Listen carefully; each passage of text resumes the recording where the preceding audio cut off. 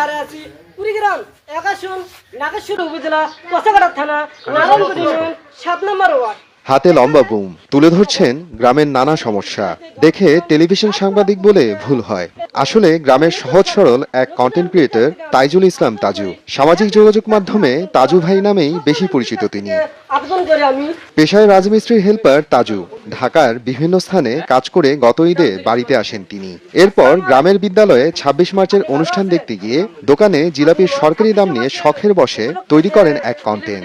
এতেই রাতারাতি ভাইরাল হয়ে যান তিনি। গতকালকে জিজ্ঞেস করলাম বলে আমি ঢাকা যাবো, আমার বন্ধু বান্ধব ঢাকা যাইতে দেবে না, তোর কাম হয়ে গেছে। আমি তো সব বুঝি না কামটা হলো কোন দিকে। আমার চিন্তা আমার বাড়িতে চাল ডাল নাই, আমার সংসার চালাইতে হবে, এটা বন্ধু বান্ধব আমার যাইতে দেবে না।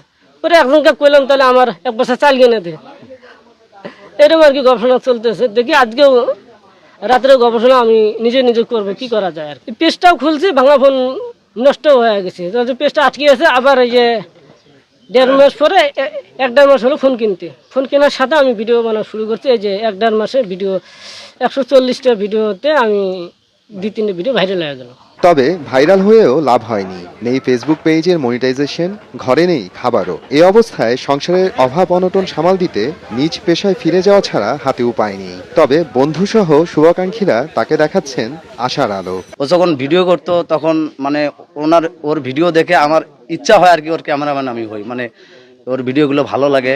জানতে চাইছে বলে ভাগনা জিলিপির দাম কত। আমি চিনি ছিল গুড়ের ছিল, বলছে চিনি জিলিপি 180 টাকা আর গুড়ের জিলিপি হলো 200 টাকা। তারপরে ভিডিও ওখানে আমার মামা করছে, শুনি রাতারাতি আমার জিলিপি দিয়ে একরে ভাইরাল হয়েছে। আমাদের নারায়ণপুরে কোনো ধরনের রাস্তাঘাট নাই, কোনো সাংবাদিক আসে না, কোনো উপনগরের এমপির বা সরকারের কোনো চোখ নাই।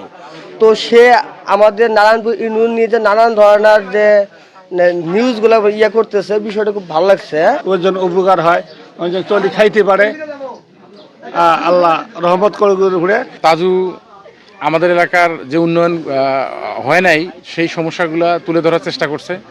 সে মনের গভীর থেকে সেটা অনুধাবন করছে এবং সে গত 2-3 বছর থেকে চেষ্টা করার পর সফল হয়েছে।